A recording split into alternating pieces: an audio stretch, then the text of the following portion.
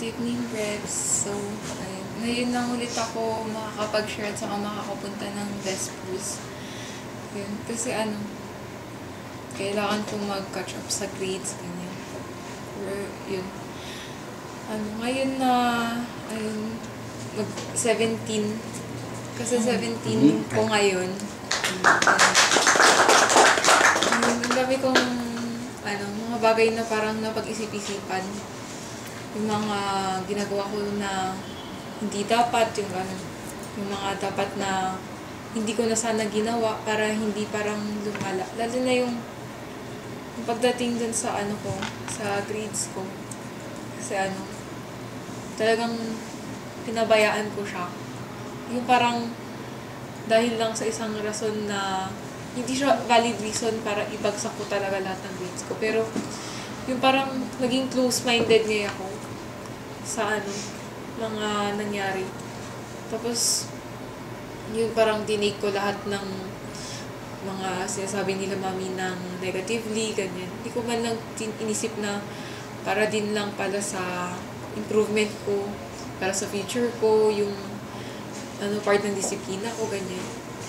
Tapos, yun, parang ngayon, parang late na ngayon din kasi na ko yung grades ko. Pero, yun, titry ko pa rin yung best ko.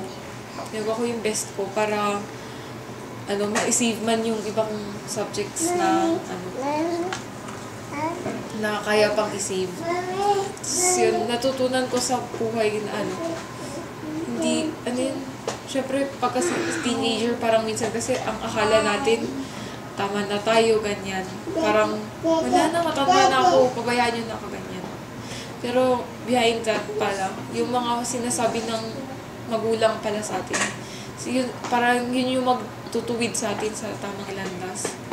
Kasi kung wala sila, talagang mapapariwara na.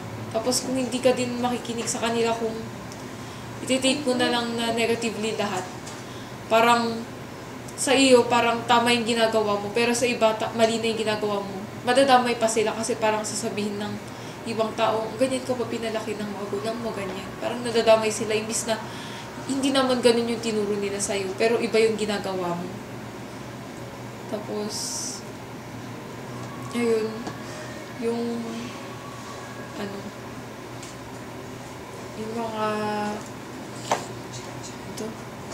mga friends na na kilala ko, ngayon na mag-17 ako.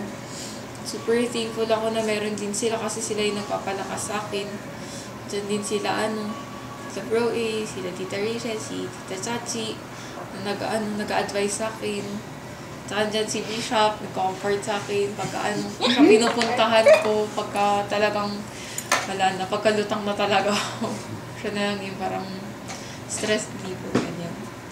Yun, natutunan ko talaga ngayon. Tsaka na-realize ko, ngayong 17 ako, na hindi talaga tama yung mga ginawa ko kanila, mami. Tsaka, yung mga ginawa kong pagsasayang at pag-aaksaya dun sa studies ko, ganyan. Sorry. Bakit? Sumama. Sinalis ka dyan? Rest ka dyan, Jen. Sabi niyo eh. Kailangan.